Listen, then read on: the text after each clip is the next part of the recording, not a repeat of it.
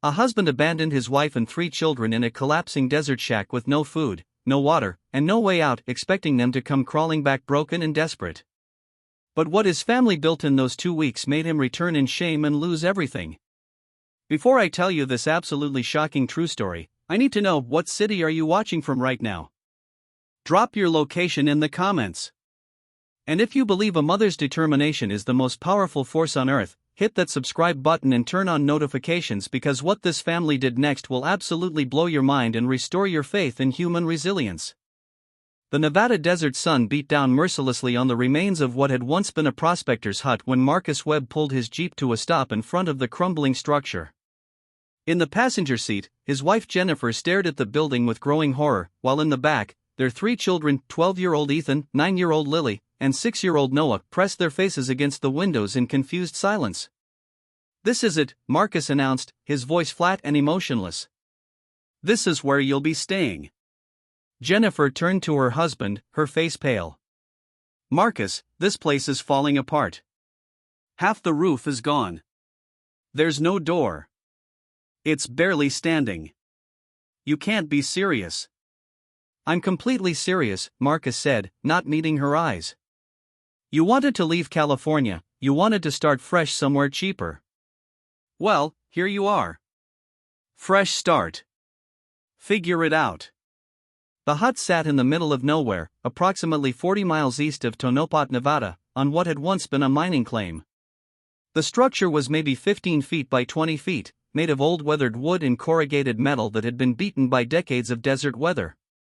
One corner had completely collapsed, the roof sagged dangerously in the middle, and sand had drifted inside through every crack and gap. "Daddy, I don't want to stay here," Noah said from the back seat, his voice small and frightened. "It looks scary." Marcus said nothing. He simply got out of the Jeep, opened the back hatch, and started pulling out their belongings, a few suitcases, some boxes of clothes, sleeping bags, and a cooler with a few days' worth of food. Jennifer got out too, her mind racing. "Marcus, what is this really about? Is this some kind of punishment? Some kind of lesson you're trying to teach us?" "It's about reality," Marcus snapped, finally looking at her. His eyes were cold, angry, filled with resentment that had been building for months. "Reality is that I've been working 16-hour days for 3 years to support this family. Reality is that you quit your job to find yourself and haven't contributed financially in 18 months. Reality is that the kids need braces and college funds and 1,000 other things, and I'm drowning trying to provide it all." He threw the last box onto the ground. "So here's your reality check. You want to be part of this family? You want to stay married? Then prove you can survive on your own first. Show me you're not just a burden I'm carrying. I'll come back in 2 weeks. If you're still alive, if you figured out how to make this work, then maybe we can talk about being a family again." Jennifer felt like she'd been slapped. "You're abandoning us. You're abandoning your children in a desert with no water, no electricity." "No, there's a well about 100 yards north," Marcus interrupted, pointing. "I checked it yesterday when I drove out here. The water's still good. And there's a small town called Goldfield about 15 miles that way. You've got legs. You can walk. You've got a brain. Figure it out." "Marcus, this is insane," Jennifer said, her voice rising. "This is child endangerment. This is illegal. You can't just..." "2 weeks," Marcus said again, getting back in the Jeep. "That's all you get. 2 weeks to show me you're worth keeping around." He started the engine, and before Jennifer could say anything else, before the children could even get out of the vehicle, Marcus drove away, leaving them standing beside the collapsed hut with their meager belongings scattered in the dust. The sound of the Jeep's engine faded into the distance, replaced by the vast silence of the desert. Jennifer stood frozen for a moment, unable to process what had just happened. Her husband of 14 years had just abandoned them in one of the most hostile environments on Earth. Ethan was the first to move. He climbed out of the Jeep, which Marcus had left behind, she realized now, probably because it was nearly out of gas and not worth much, and walked over to his mother. "Mom," he said quietly. "What do we do?" That simple question from her oldest child snapped Jennifer back to the present. She looked at Ethan, then at Lily and Noah, who were still in the Jeep, both crying now, and she felt something shift inside her. Yes, she was terrified. Yes, Marcus's betrayal was almost incomprehensible. But she had 3 children depending on her, and she'd be damned if she'd let them suffer because their father had had some kind of breakdown or shown his true colors. She wasn't sure which yet. "Okay," Jennifer said, forcing her voice to be calm and strong. "Okay. Here's what we're going to do. First, we're going to assess what we have. Then we're going to make this place as safe and comfortable as possible. And then we're going to figure out a plan. We're going to be okay. I promise." It was a promise she had no idea if she could keep, but she had to make it anyway. The assessment of their situation was grim. Marcus had left them with a Jeep with maybe a gallon of gas left in the tank, 5 suitcases of clothes, 3 sleeping bags, 1 short. She noted with anger Marcus had kept 1 for himself, a cooler with some sandwich materials, fruit, and water bottles that would last maybe 2 days, a first aid kit, and Jennifer's purse, which contained her wallet, her phone, which had no signal, and about $47 in cash. That was it. No camping equipment, no tools, no real supplies for desert survival. The hut itself was worse than it had appeared from outside. The floor was wooden planks, many of which were rotted or missing entirely. The one corner that had collapsed was dangerous, with exposed nails and splintered wood. The roof had multiple holes and wouldn't provide much protection from sun or rain. There was no door, just an open doorway. No windows except for 2 broken openings in the walls. And sand and debris covered everything. "It's okay," Jennifer told her children, trying to maintain positivity. "We've been camping before, remember? This is just extreme camping." "Mom, this isn't camping," Ethan said quietly.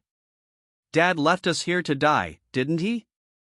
Jennifer looked at her son, at his 2 wise 12-year-old eyes, and decided she couldn't lie to him. "I think your dad is having some kind of crisis and he made a terrible decision. But we're not going to die. We're smart, we're strong, and we're together.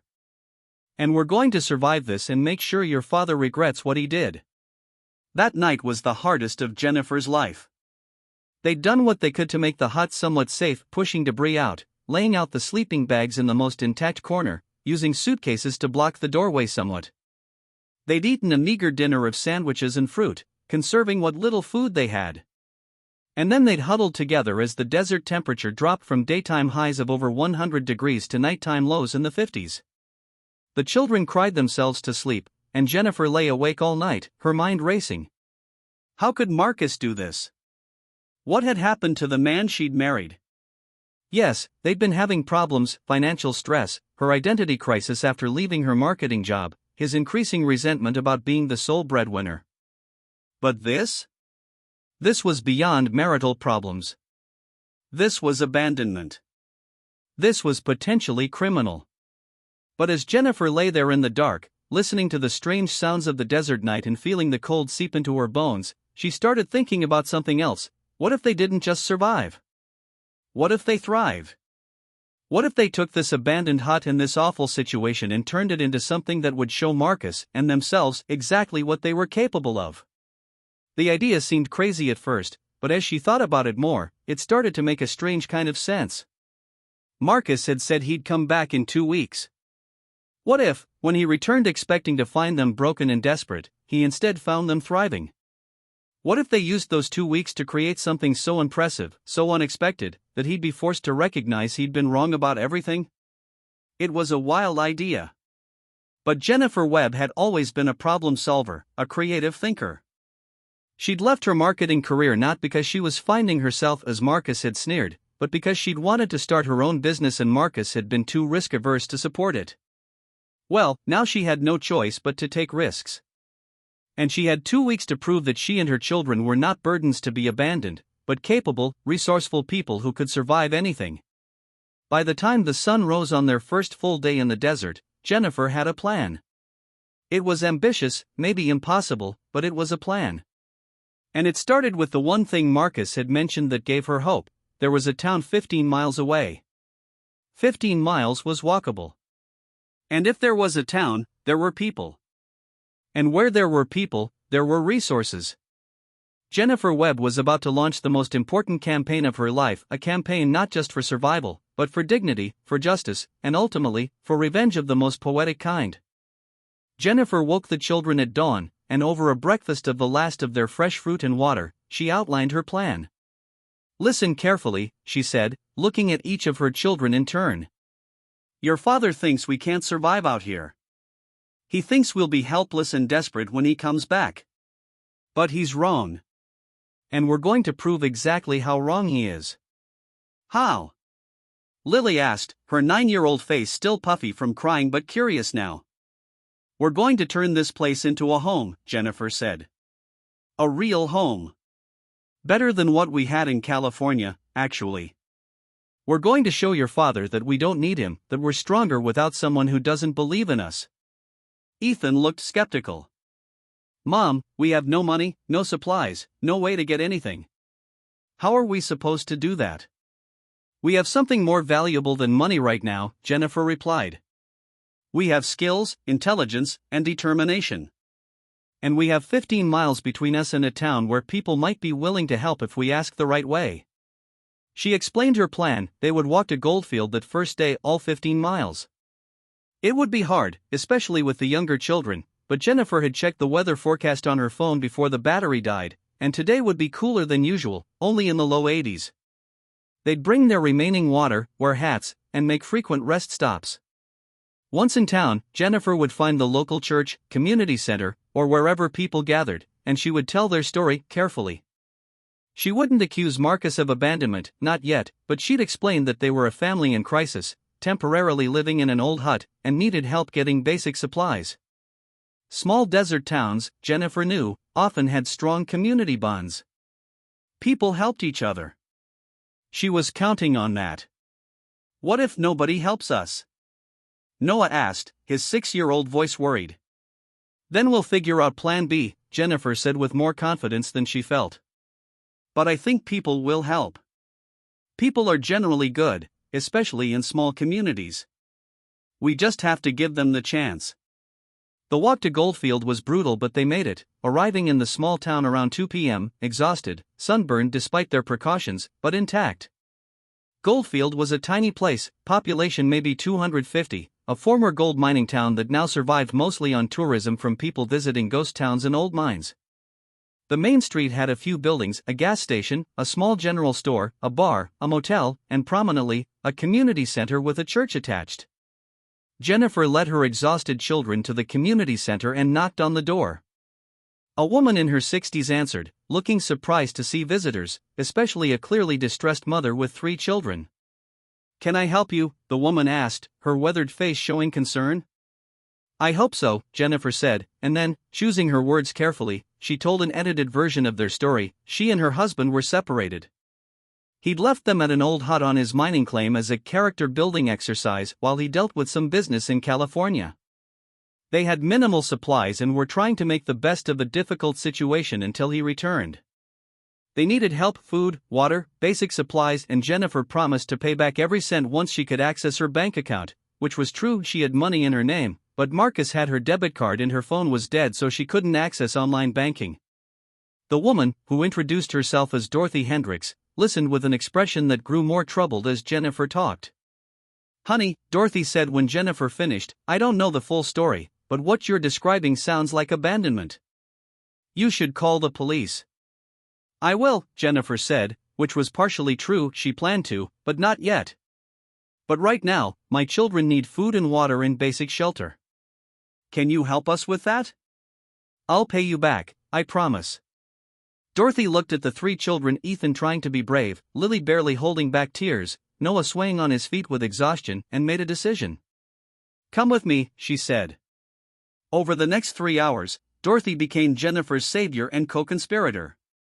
She gathered several other women from the community, explained the situation, and together they assembled an impressive collection of supplies: cases of bottled water, canned and dry goods, a propane camping stove with fuel, basic tools including a hammer, nails, and a saw, tarps to repair the roof, sleeping bags and blankets, a battery-powered radio and flashlight with batteries, and most valuably, information about resources. "There's a well on that old claim," said one of the women, Margaret, who knew the area. The water's clean, I've tested it for hikers before. And about 3 miles from that hut, there's an old barn that collapsed last year. The owner said anyone can take materials from it if they need them. You could use that wood to repair your place. Another woman, Rita, owned the general store. I'll give you credit, she said.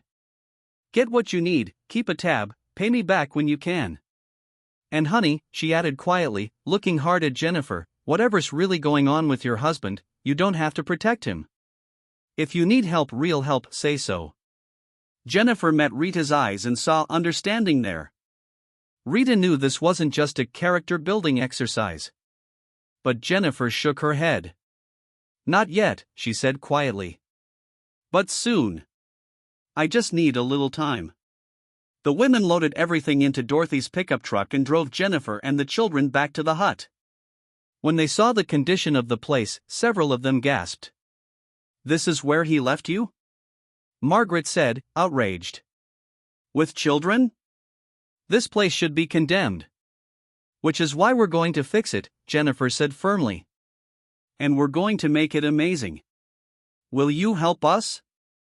Something about Jennifer's determination, about her refusal to play the victim, resonated with these tough desert women. Hell yes, we'll help, Dorothy said. Let's show your husband what real strength looks like. Over the next week, something extraordinary happened. What started as a few women helping a desperate mother became a full community project. Word spread through Goldfield about the family living in the old hut, and people started showing up to help. Men came with tools and construction experience, helping to stabilize the structure and repair the roof. Women brought more supplies, taught Jennifer how to cook with limited resources, showed her how to conserve water. Teenagers came and helped clear debris and gather materials from the collapsed barn. Someone donated an old generator. Someone else brought a water filtration system. A retired teacher brought books and school supplies so the children wouldn't fall behind. And Jennifer and her children worked alongside everyone, learning, building, growing stronger each day.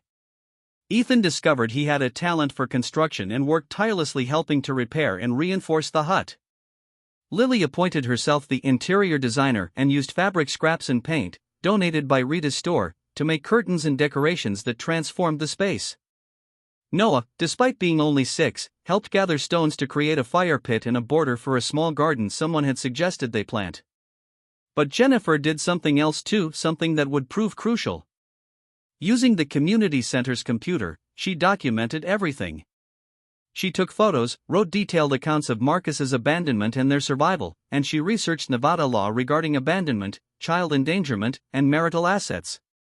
She also accessed her bank accounts and discovered something enraging. Marcus had withdrawn most of their savings, leaving her with only about $3,000 in an account he didn't know about, her emergency fund she'd set up years ago.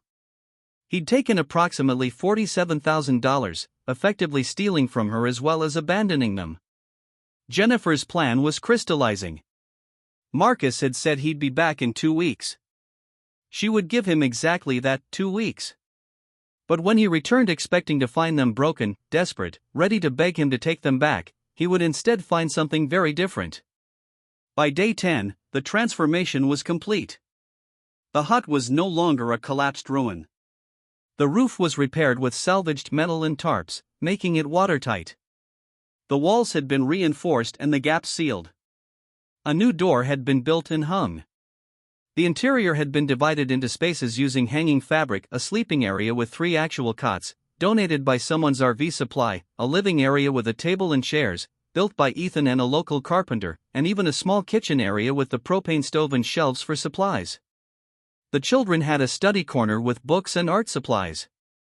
Outside, they created a shaded area using poles and tarps, a fire pit with seating made from logs and stones, and had even started a small garden using seeds and soil brought from town.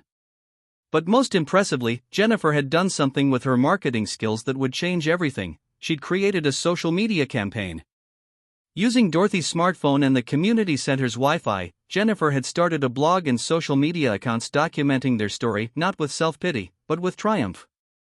The posts showed the transformation of the hut, featured the amazing people of Goldfield who had helped them, and showcased the skills and strength her children had developed. She called it Abandoned but Not Broken, a family's desert survival story. Jennifer was careful not to identify Marcus by name yet. She wasn't ready for that confrontation, but she made it clear they'd been abandoned by a husband/father who'd expected them to fail. The blog went viral. Within 3 days of launching it, they had 100,000 followers. Within a week, over 1 million. News outlets started contacting Dorothy's phone, the number Jennifer had listed, asking for interviews. A GoFundMe that Jennifer hadn't even started appeared, created by one of their followers, and raised $25,000 in 2 days. Book agents and TV producers were reaching out. The story had captured something in the public imagination: a mother and children not just surviving but thriving after abandonment, a community coming together to help, the triumph of determination over cruelty.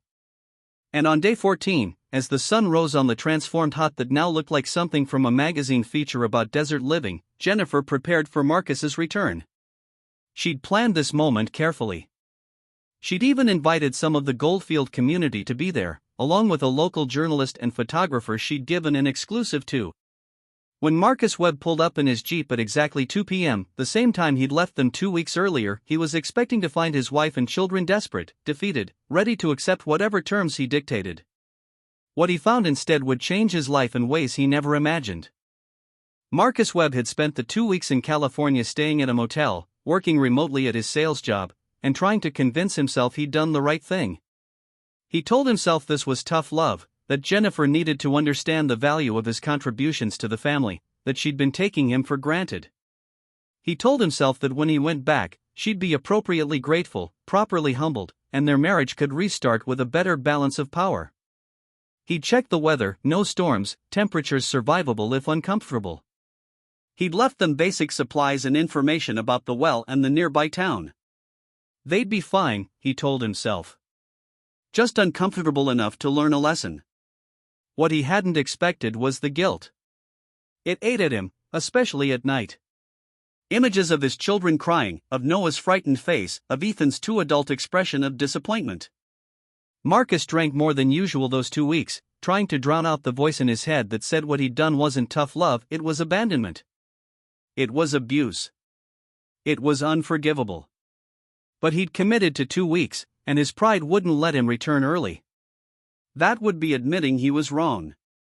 So he waited, and told himself everything would be fine, that Jennifer would have learned her lesson, that they could move forward. Now, pulling up to the hut on the 14th day, Marcus's first thought was that he'd come to the wrong place. The collapsed ruin he'd left his family at was gone. In its place was something that looked almost like a deliberate desert homestead. The structure was repaired and reinforced, with a solid roof and walls. There was a shaded outdoor area with seating. A small garden plot. A fire pit. It looked intentional. Good, even. And there were people there. At least a dozen people, none of whom Marcus recognized, standing around talking and laughing. He could see his children Ethan and Lily were showing something to a couple of adults, pointing at the hut proudly. Noah was playing with another child near the garden. And Jennifer stood in front of the hut, arms crossed, watching him approach with an expression he couldn't quite read. Marcus got out of his Jeep slowly, confused and increasingly uneasy. Something was very wrong here. This wasn't the scene he'd expected at all. "Jennifer," he called out, walking toward her. What is all this?" "This," Jennifer said calmly, "is what happens when you underestimate your family." She gestured to the transformed hut. "This is what your children and I built in the 2 weeks you abandoned us here. With the help of our new friends from Goldfield." She gestured to the people around them. "This is what determination and community support looks like." Marcus looked around, his confusion growing into something like panic. "I don't understand. How did we survive?" Jennifer finished. "How did we not only survive but thrive? That's the question you should be asking yourself, Marcus. Because the answer is simple: we're stronger than you thought. We're more capable than you gave us credit for. And we absolutely don't need someone who would abandon his own children in the desert to teach them a lesson." "Now wait a minute," Marcus said, his face flushing. "I didn't abandon you. I left you here to learn some responsibility, to understand. You left your wife and 3 children in a collapsed hut in the middle of the desert with minimal supplies and no transportation, a male voice interrupted. A man in his 40s stepped forward, and Marcus noticed he was wearing a badge. I'm Sheriff Tom Reeves from Nye County. Mrs. Webb has been documenting everything that happened here, and I've been asked to investigate whether criminal charges should be filed for child endangerment and spousal abandonment. Marcus's stomach dropped. Criminal charges? That's insane. This was a family matter, a private, there's nothing private about it anymore, Jennifer said, and pulled out a tablet. She showed Marcus her blog, the social media accounts, the news articles that had been written. Your private family matter has been viewed by about 2 million people in the last week. They know what you did, Marcus. They don't know your name yet, I've protected you that far, but they know the story. Marcus stared at the screen, at the photos of the hut transformation, at the posts documenting their survival, at the comments from thousands of people praising Jennifer and the children and condemning the coward husband who'd abandoned them. There were news articles titled Abandoned Family Thrives in Desert and Community Rallies Around Mother Left in Desert by Husband. His hands began to shake. Why would you do this? He asked, his voice barely above a whisper. Why would you humiliate me like this? Humiliate you? Jennifer's voice rose for the first time. You left us here to die, Marcus. You took our money, you dumped us in the middle of nowhere with no resources, and you drove away feeling justified because I dared to want something more than just being your housewife. And you're worried about humiliation? She stepped closer to him, and he saw that her eyes, while angry, were also calculating. But here's the thing, Marcus. I'm going to give you a choice. One choice. And what you choose will determine everything, whether I press charges, whether your name goes public, whether you ever see your children again.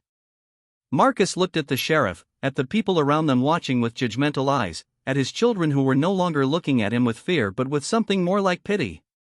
What choice? He asked. Jennifer pulled out a document.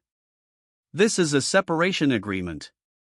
You sign it, and here's what happens. You transfer your half of all marital assets to me, the house in California, the savings you stole, everything. You agree to pay child support at the maximum level for your income. You agree to supervised visitation only until the children are old enough to decide if they want to see you. And in exchange, I don't press criminal charges. I don't release your name to the media. Your life isn't completely destroyed. You get to slink away with some dignity intact. And if I don't sign? Marcus asked, though he already knew the answer. Then I go public with everything, your name, your employer, all of it. I press charges for child endangerment and abandonment. I fight for full custody with no visitation. And I make sure everyone you know, everyone you work with, everyone in your entire life knows exactly what you did to your family. You become the poster child for the worst kind of husband and father. Your sales career? Over. Your reputation? Destroyed. Your relationship with your children? Gone forever. Jennifer's voice softened slightly. I don't want to do that, Marcus. Despite everything, I don't want to completely ruin your life. I just want you out of ours. I want my children to be safe from someone who's shown he's capable of abandoning them when they become inconvenient. And I want the resources to build the life we deserve. Marcus looked at the document, his mind reeling. He wanted to argue, to fight, to assert his rights. But he saw his children watching him, saw the disgust in Ethan's eyes, saw Lily holding onto a woman from town like she was protecting her from him. Saw Noah actually hiding behind Jennifer, afraid of his own father. He saw the sheriff's hand resting casually near his handcuffs. He saw the journalist, he just noticed her now, with her camera and notepad. And he saw Jennifer, his wife of 14 years, looking at him with an expression that was somehow worse than hatred. She looked at him with disappointment, with pity, with a complete lack of fear or need. She didn't need him. She'd proven it. She'd thrived without him. And in that moment, Marcus understood that he'd lost. He'd gambled that his family needed him more than he needed them, and he'd been catastrophically wrong. Where do I sign? He asked, his voice defeated. Jennifer handed him a pen. Marcus signed the separation agreement, his hand shaking, while the sheriff and several witnesses watched. He signed away the house, the savings, his rights to equal custody. He signed away his family, essentially, because of his own arrogance and cruelty. The agreement says you have 48 hours to clear your personal items from the house, Jennifer said, all business now. After that, the locks will be changed and it belongs to me and the children. Any attempt to contact us outside of the supervised visitation schedule will result in a restraining order. Do you understand? I understand, Marcus whispered. He looked at his children one more time. Ethan, Lily, Noah. I'm sorry. I made a terrible mistake. I hope someday you can forgive me. Ethan shook his head slowly. You didn't make a mistake, Dad. You made a choice. You chose to abandon us. And now we're choosing to not trust you anymore. Lily said nothing, just turned away from him. Noah, the youngest, said in his small voice, "You're not a good daddy anymore." Those words broke something in Marcus that all of Jennifer's strength and the legal documents hadn't. He stumbled back to his Jeep, drove away from the desert hut he'd left his family in, and this time when he drove away, it was him who was broken, defeated, and alone. Behind him, Jennifer was surrounded by her children and her new community, already planning the next chapter of their lives. A chapter that didn't include Marcus Webb at all. The weeks following Marcus's forced return and defeat became a whirlwind for Jennifer and the children. The blog that had started as documentation of their survival transformed into something much larger, a platform for discussing family resilience, community support, and the realities of domestic abandonment. News outlets wanted interviews. Jennifer was careful about which ones she accepted, always protecting her children's privacy while sharing enough of their story to help others in similar situations. The GoFundMe that had spontaneously started continued to grow, eventually raising over $180,000. Jennifer was overwhelmed by the generosity but also troubled by it. "I don't want to take money from people who might need it themselves," she told Dorothy one evening as they sat outside the hut, which was no longer temporary shelter but was actually becoming home. "Then use it to help others," Dorothy suggested. "Start something that helps other families in crisis. Pay it forward." The idea resonated with Jennifer. Working with lawyers, one of whom volunteered services after seeing her story, she established the Desert Strength Foundation, a nonprofit dedicated to helping families experiencing abandonment or crisis situations. The foundation would provide emergency housing assistance, legal support, counseling services, and job training programs. "I want to help people who are where I was," Jennifer explained in an interview with a Phoenix news station. "People who've been left behind, who've been told they're not good enough, who've been abandoned when they became inconvenient. I want them to know they can survive and thrive." Meanwhile, the legal separation from Marcus was finalized quickly. He'd signed over the California house, which Jennifer immediately put on the market. It sold within 3 weeks for $620,000, providing Jennifer with substantial capital after paying off the mortgage. Marcus had also been required to transfer the $47,000 he'd taken from their savings, plus pay child support of $2,800 per month. Jennifer didn't need the money anymore, between the house sale, the GoFundMe, and opportunities that were coming from their newfound platform, but she made sure Marcus paid every cent. It wasn't about the money, it was about accountability. The children were thriving in unexpected ways. Ethan had discovered a passion for building and construction and was now talking about becoming an architect. A retired architect in Goldfield had taken him under his wing, teaching him design principles and letting him help with small projects around town. "I want to design houses that can't be destroyed," Ethan told his mother. "Houses that protect families, that make them feel safe. Because I never want anyone to feel like we did when Dad left us in that falling apart place." Lily had blossomed as an artist. The interior decorating she'd done in the hut had revealed a real talent for design and color. A gallery owner from Reno had seen photos of her work and offered to feature her paintings in a show focused on young artists. Lily was painting desert scenes, vibrant and alive, transforming the harsh landscape into something beautiful. "The desert is like us," Lily explained to a journalist who interviewed the family. "Everyone thinks it's empty and dead, but it's actually full of life if you know how to look for it. That's what Mom taught us. We're not empty just because Dad left. We're full of strength and life and possibilities. Noah, the youngest at 6, had become something of a mascot for the community. His innocent joy and resilience touched everyone who met him. He'd started a small business selling lemonade and cookies made from a recipe Rita from the general store had taught him, with proceeds going to the Desert Strength Foundation. He couldn't count money well yet, but he told every customer about how his mom was the strongest person ever and how they were helping other families not be sad. The hut itself had been transformed beyond recognition. What had started as survival repairs had evolved into a genuine home.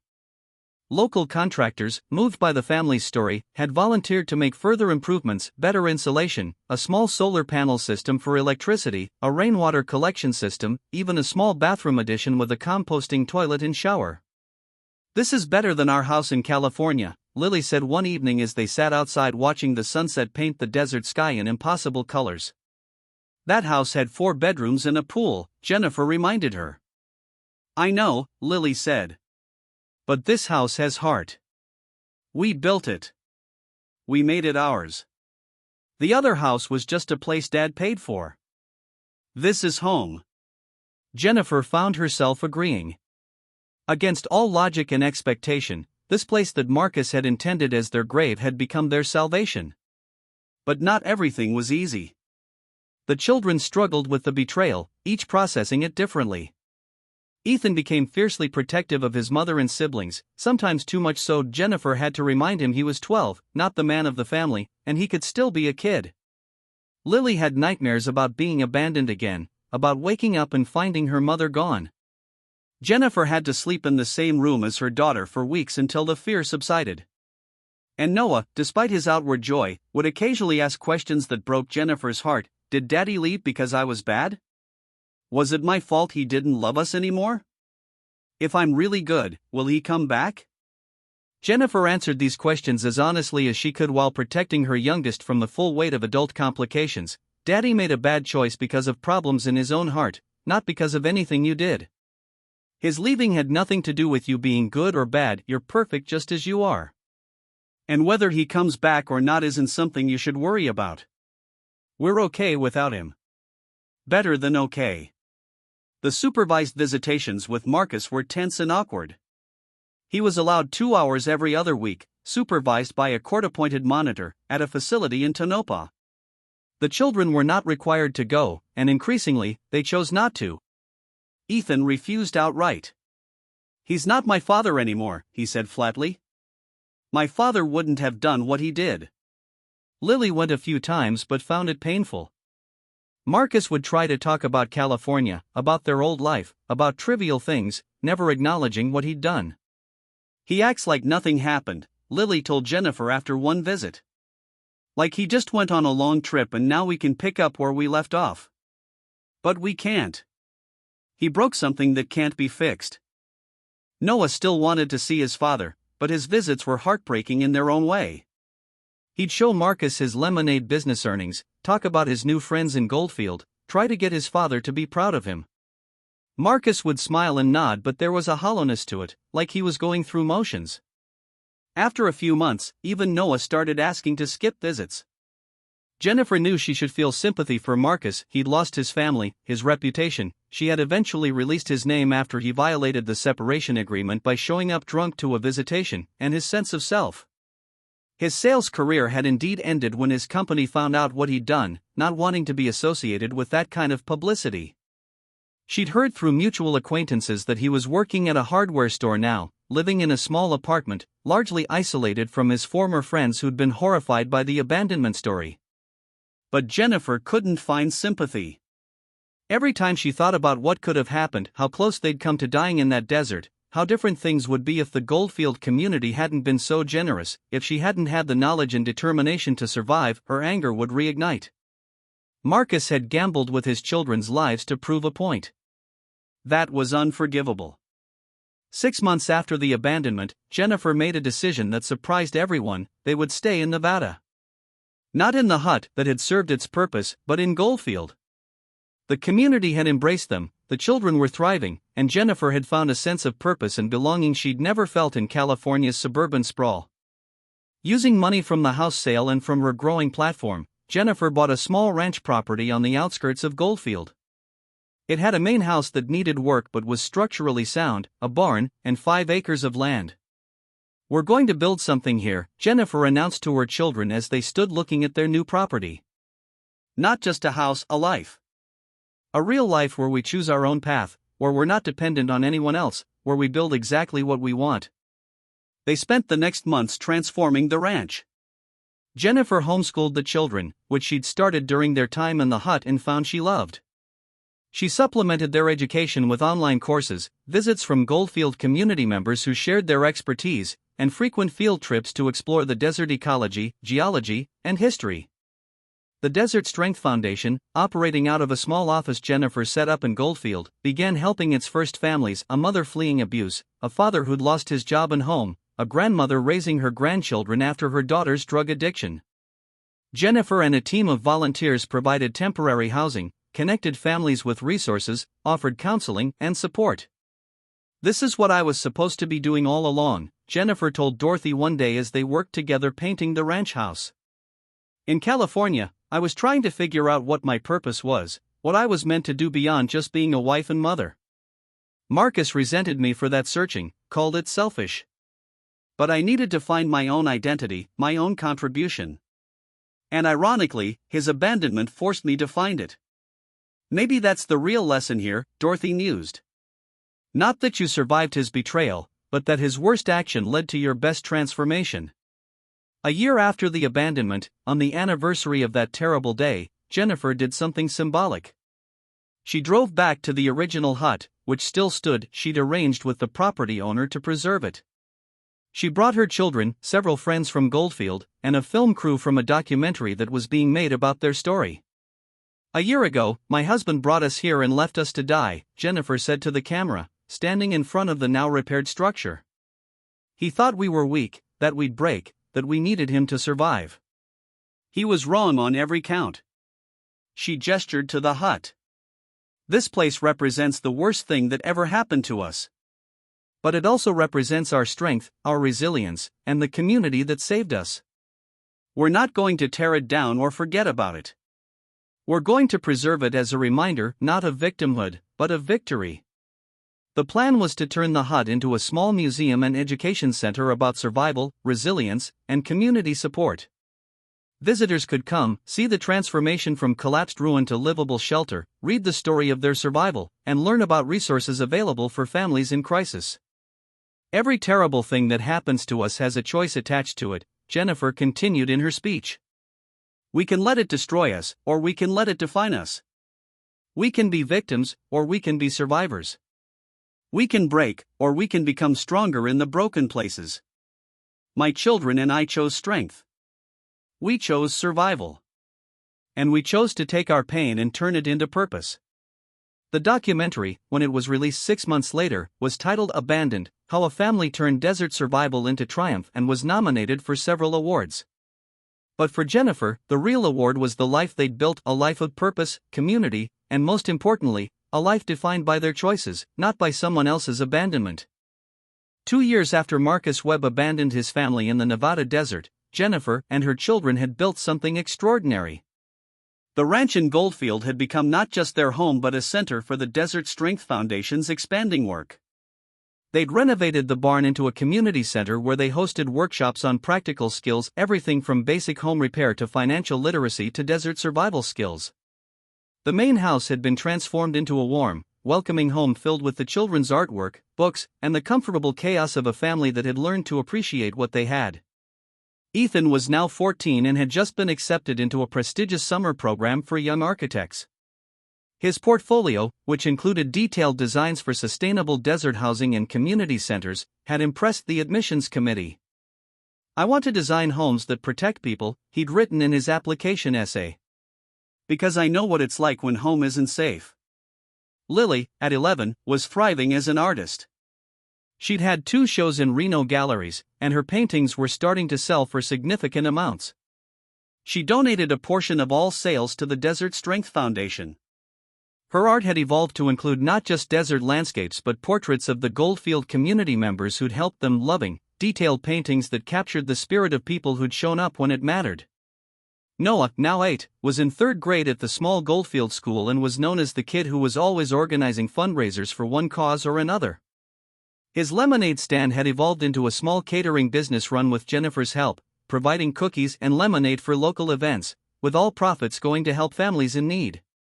Jennifer herself had become something of a local celebrity and national advocate. She spoke at conferences about family resilience, wrote a book about their experience titled Stronger Than the Desert, and consulted with organizations working on domestic violence and family support programs. But she was careful to never let the advocacy work consume her relationship with her children. They came first, always. The Desert Strength Foundation had helped over 200 families in its 2 years of operation, providing emergency housing, legal assistance, counseling, and job training. Jennifer had hired a small staff, including a licensed social worker and a case manager, and they'd expanded to serve not just Nevada but surrounding states. Marcus's story, meanwhile, had gone in a very different direction. After his name became public and he lost his sales job, he'd struggled to find work. The hardware store job had been temporary. He'd tried to reinvent himself, moving to Oregon where people might not know his story, but the internet was unforgiving. A simple Google search of his name brought up the abandonment story, the news articles, the blog posts documenting what he'd done. He bounced between low-wage jobs, lived in a series of cheap apartments, and by all accounts was deeply depressed. His family back in California had largely disowned him, unable to reconcile the man they knew with the one who'd abandoned his children in the desert. Old friends stopped returning calls. He was a pariah, and it was a prison of his own making. The supervised visitations with his children had stopped entirely after the first year. Ethan had aged out of the requirement to attend, and Lily and Noah had both expressed to the court that they had no desire to see their father. Marcus had tried to fight it, but the judge, after interviewing the children privately, had ruled that forcing visitation would be harmful to them. "Your children have made their choice," the judge had told Marcus. "They've chosen to build a life without you. And given what you put them through, that's your right to accept." Marcus had one last phone conversation with Jennifer, about 18 months after the abandonment, to discuss finalizing divorce paperwork. He'd broken down crying. "I've lost everything," Marcus said, his voice ragged. "My family, my career, my reputation, everything. I know I did something terrible, but Jennifer, this punishment is too much. I can't survive this." Jennifer was quiet for a long moment, remembering that day in the desert, remembering the terror and desperation, remembering her children's tears. "You left us in a collapsed building in the middle of the desert with no water and minimal supplies," she said, her voice hard. "You took our money. You drove away. You expected us to break, to come crawling back to you, desperate and grateful. Instead, we survived. We thrived. And now you're facing consequences for your actions." "I was wrong," Marcus sobbed. "I know I was wrong. But what do I do? How do I move forward?" Jennifer took a deep breath. "You start by accepting full responsibility. You get therapy to understand why you were capable of that choice. You rebuild your life by showing through actions that you've changed. And most importantly, you leave us alone. You let your children heal without you forcing your way back in. Maybe someday, when they're adults, they'll choose to reach out. But that has to be their choice, not yours." It was the last conversation they had for a long time. The divorce was finalized shortly after, and Marcus signed away his parental rights entirely in exchange for Jennifer dropping ongoing child support payments. "I don't want your money," Jennifer told her lawyer. "I want him completely out of our lives." But life had one more twist in store for all of them, something neither Jennifer nor Marcus could have anticipated, something that would force them to confront each other one final time in a way that would test everything Jennifer had built and everything Marcus claimed to have learned. 3 years after the abandonment, Jennifer received a phone call that changed everything. It was from a hospital in Portland, Oregon. Marcus had been in a serious car accident and was in critical condition. He'd listed Jennifer as his emergency contact. She was still technically listed in his old paperwork, never updated after the divorce. "We need to inform you that Mr. Webb is in surgery right now," the nurse said. He has severe internal injuries. We're doing everything we can, but you should know it's serious. And there's something else, he was traveling with a passenger. A woman named Rebecca Chen. She didn't survive the accident. Jennifer felt the room spin. We're divorced. I'm not his wife anymore. Why are you calling me? He has no other emergency contacts listed. And Ms. Webb, Mrs. Chen, was pregnant. 4 months along. The baby didn't survive either. After hanging up, Jennifer sat in stunned silence. Marcus had moved on, had found someone else, had been starting a new family. And now that woman and her unborn child were dead, and Marcus was fighting for his life. She had no obligation to him. He'd abandoned their family. He'd signed away his rights. She owed him nothing. But that night, as she lay awake, Jennifer kept thinking about something Dr. Martinez, the therapist she'd been seeing, had told her months ago. Real strength isn't about cutting off toxic people, that's just self-protection, which is necessary. Real strength is about choosing who you want to be regardless of what others have done to you. The next morning, Jennifer called a family meeting. She told the children about the accident, about Marcus's condition. I need to go to Portland, she said. Not because I owe him anything, and not because I forgive what he did. But because if he dies and I didn't at least see him, I think I'd regret it. Not for him, for me. Ethan, now 15, looked conflicted. Mom, after what he did to us, why would you go? He doesn't deserve your compassion. You're right, he doesn't, Jennifer agreed. But I deserve to be the kind of person who shows up anyway. I deserve to be better than what he was to us.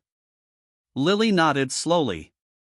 It's like what you always say, we don't do the right thing because people deserve it.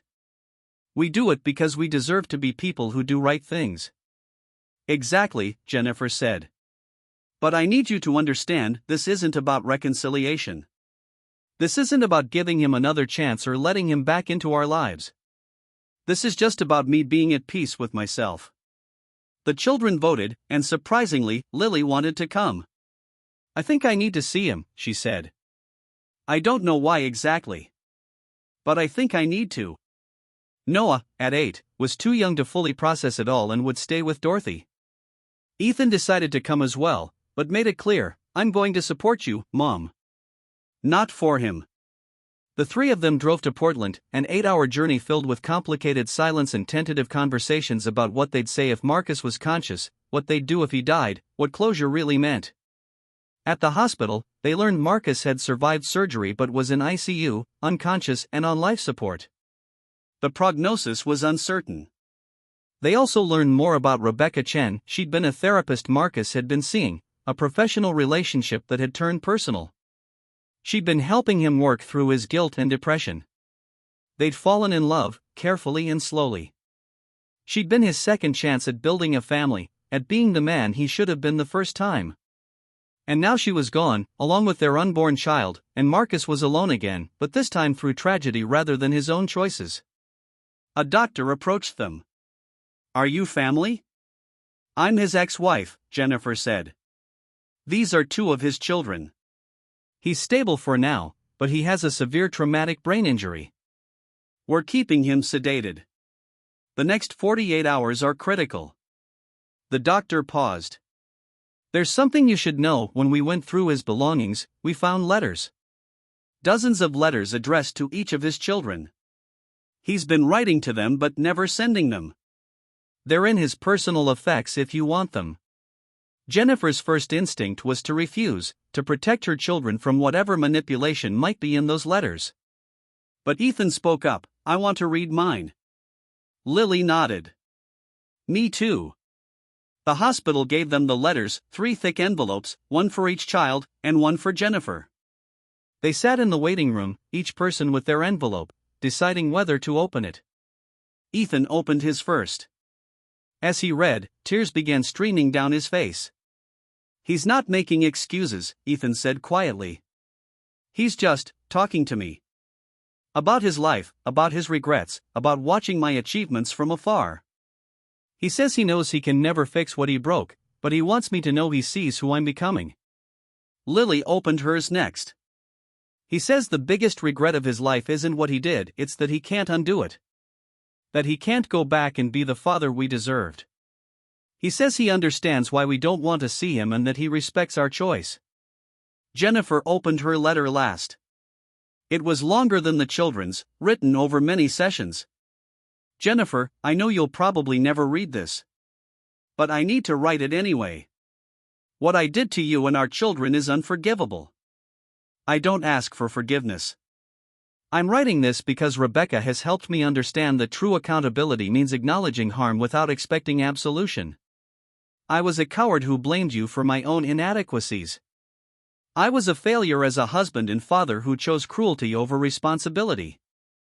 Watching from afar as you built something extraordinary from the ruins I left you and fills me with simultaneous pride and shame. You deserved better. The children deserved better. I'm trying to be that better person now with Rebecca and our baby, but I know it doesn't erase what I did to you. I hope you found happiness. From what I can see, you have, and that's more than I deserve to know. Marcus. Jennifer sat with the letter for a long time. He's changed, Jennifer finally said. Or he was trying to. And now he's lost the second chance he was given. Over the next 2 days, Marcus remained in critical condition. Jennifer and the children stayed in Portland, not visiting. He was unconscious, but staying, though Jennifer wasn't entirely sure why. On the third day, Marcus woke up. The doctors were cautiously optimistic about his physical recovery. But when he was told about Rebecca and the baby, something in him broke.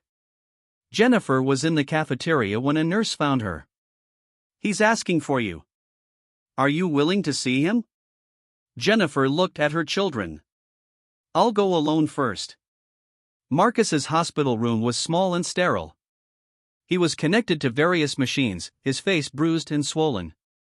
When Jennifer walked in, their eyes met for the first time in over 2 years.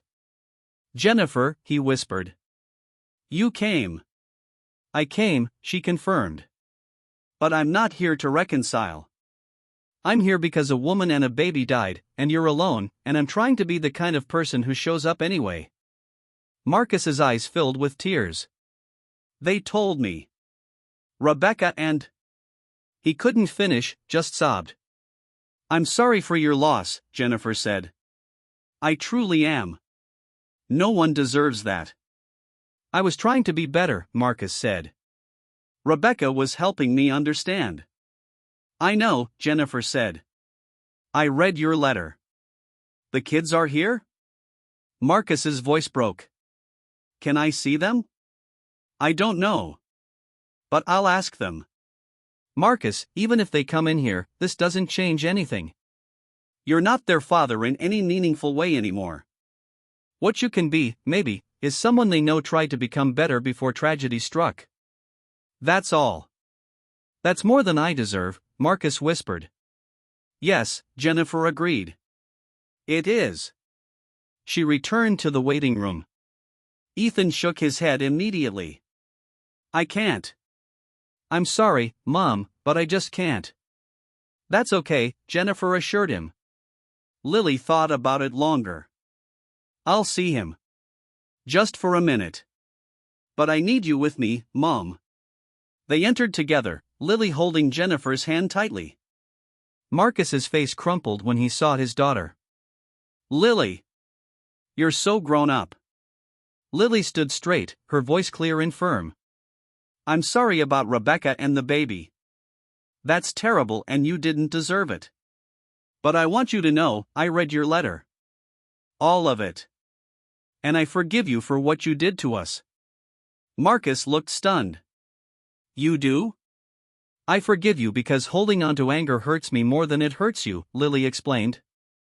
Mom taught me that forgiveness is about freeing yourself, not saying what someone did was okay. What you did wasn't okay.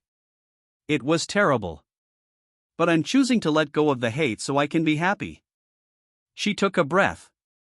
But forgiving you doesn't mean I want you in my life. It doesn't mean we're going to have a relationship. It just means I'm not carrying your betrayal around anymore. That's fair, Marcus said, tears streaming down his face. Lily, I'm so proud of the person you're becoming. I know I have no right to be, but I am. Goodbye, Marcus, Lily said, using his first name deliberately. I hope you heal. I hope you find peace. But I don't think I'll see you again. She turned and walked out, and Jennifer followed after giving Marcus one last look. In the hallway, Lily collapsed into her mother's arms and sobbed, not with anger but with release, with the complicated grief of letting go. They left Portland that afternoon, driving back to Nevada, back to the life they'd built. Husband abandoned his family in a collapsed desert hut, but what they did next forced him to return Block 6.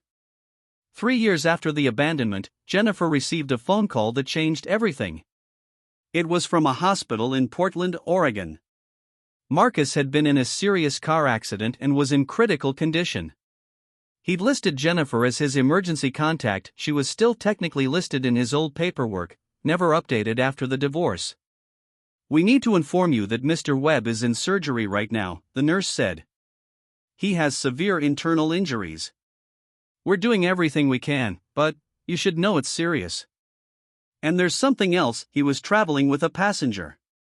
A woman named Rebecca Chen. She didn't survive the accident.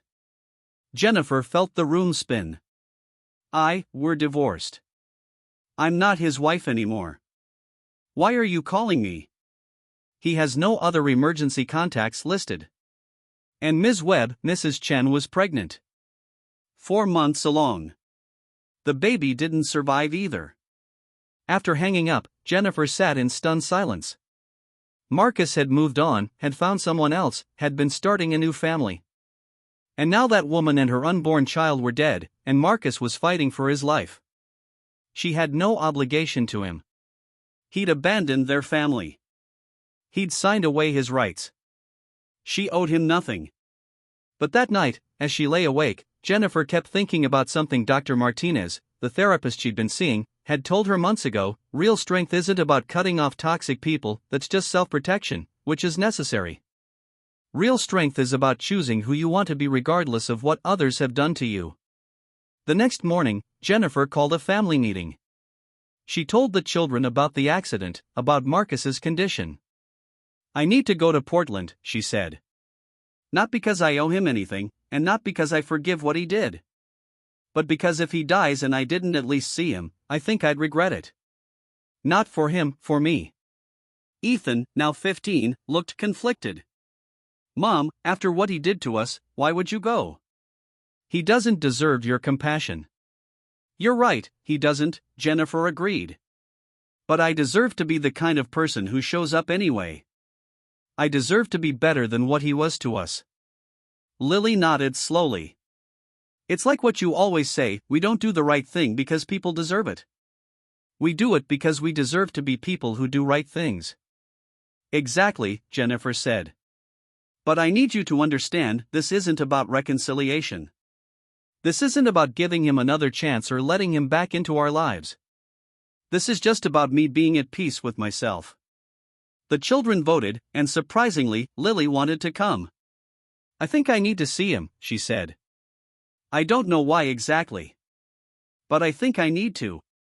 Noah, at 8, was too young to fully process it all and would stay with Dorothy.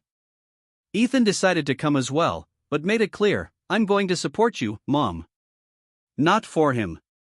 The three of them drove to Portland, an 8-hour journey filled with complicated silence and tentative conversations about what they'd say if Marcus was conscious, what they'd do if he died, what closure really meant. At the hospital, they learned Marcus had survived surgery but was in ICU, unconscious and on life support. The prognosis was uncertain. They also learned more about Rebecca Chen. She'd been a therapist Marcus had been seeing, a professional relationship that had turned personal. She'd been helping him work through his guilt and depression. They'd fallen in love, carefully and slowly. She'd been his second chance at building a family, at being the man he should have been the first time. And now she was gone, along with their unborn child, and Marcus was alone again, but this time through tragedy rather than his own choices. A doctor approached them. Are you family? I'm his ex-wife, Jennifer said. These are 2 of his children.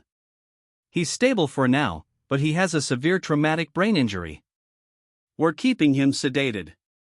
The next 48 hours are critical. The doctor paused.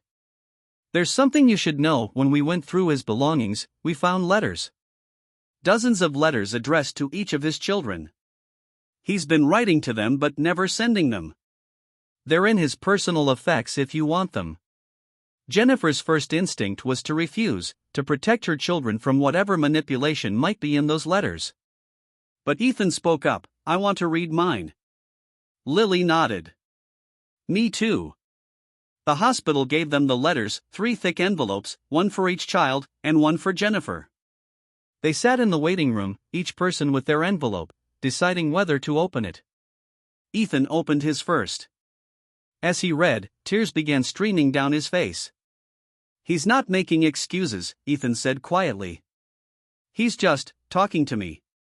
About his life, about his regrets, about watching my achievements from afar. He says he knows he can never fix what he broke, but he wants me to know he sees who I'm becoming. Lily opened hers next. He says the biggest regret of his life isn't what he did, it's that he can't undo it. That he can't go back and be the father we deserved. He says he understands why we don't want to see him and that he respects our choice. Jennifer opened her letter last. It was longer than the children's, written over many sessions. Jennifer, I know you'll probably never read this. But I need to write it anyway. What I did to you and our children is unforgivable. I don't ask for forgiveness. I'm writing this because Rebecca has helped me understand that true accountability means acknowledging harm without expecting absolution. I was a coward who blamed you for my own inadequacies. I was a failure as a husband and father who chose cruelty over responsibility. Watching from afar as you built something extraordinary from the ruins I left you and fills me with simultaneous pride and shame. You deserved better. The children deserved better. I'm trying to be that better person now with Rebecca and our baby, but I know it doesn't erase what I did to you. I hope you found happiness. From what I can see, you have, and that's more than I deserve to know. Marcus. Jennifer sat with the letter for a long time. He's changed, Jennifer finally said. Or he was trying to. And now he's lost the second chance he was given. Over the next 2 days, Marcus remained in critical condition. Jennifer and the children stayed in Portland, not visiting. He was unconscious, but staying, though Jennifer wasn't entirely sure why. On the 3rd day, Marcus woke up. The doctors were cautiously optimistic about his physical recovery. But when he was told about Rebecca and the baby, something in him broke. Jennifer was in the cafeteria when a nurse found her.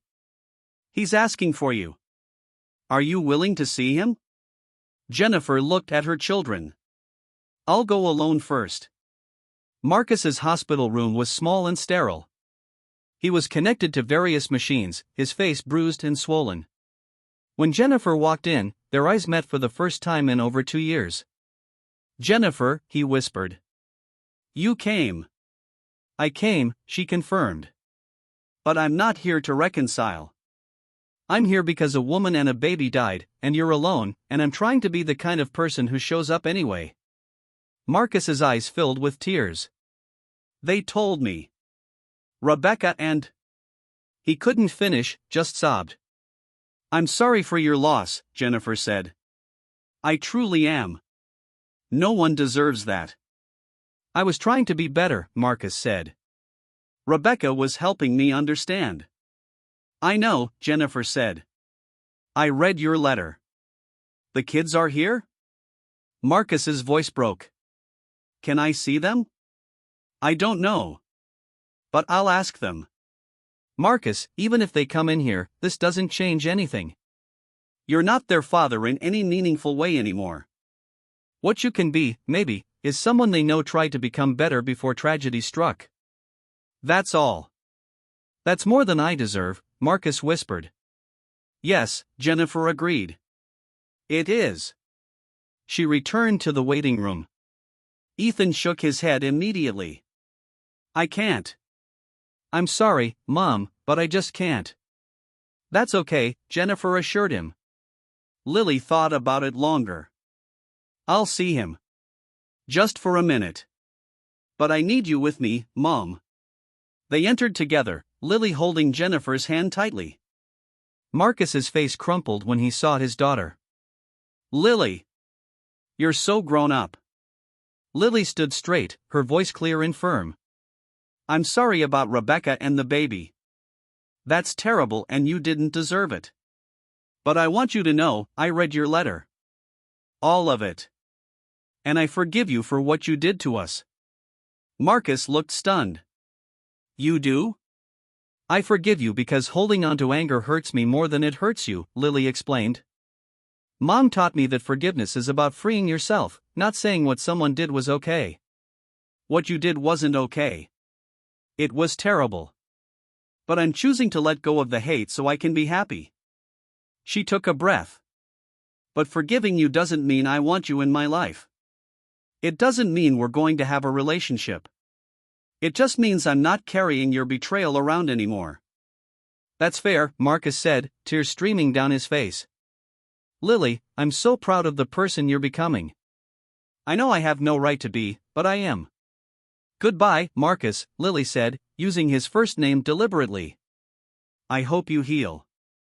I hope you find peace. But I don't think I'll see you again. She turned and walked out, and Jennifer followed after giving Marcus one last look. In the hallway, Lily collapsed into her mother's arms and sobbed, not with anger but with release, with the complicated grief of letting go. They left Portland that afternoon, driving back to Nevada, back to the life they'd built. Block 7. 5 years after the abandonment, 8 years total since that terrible day in the desert, Jennifer Webb stood before a crowd of over 300 people at the grand opening of the expanded Desert Strength Center. What had started as a small museum at the original hut site had grown into a full campus, a museum, a community center, a residential facility for families in crisis, and a training center where people learned practical survival skills, both physical and emotional. The organization had helped over 2,500 families across 7 states. Jennifer had remarried 3 years ago to Thomas Green, a high school teacher who'd moved to Goldfield and fallen in love with both Jennifer and the community she'd built. He'd slowly earned the trust of her children by never trying to replace their father but simply being present, reliable, and kind. Ethan was now 20, in his 3rd year of architecture school at Arizona State University. His designs focused on sustainable housing for low-income families and crisis shelters. His senior thesis proposed a network of sanctuary homes, beautiful, dignified housing for families escaping abuse or abandonment. Everyone deserves a home that protects them, he told anyone who'd listen. Not just shelter, but genuine home.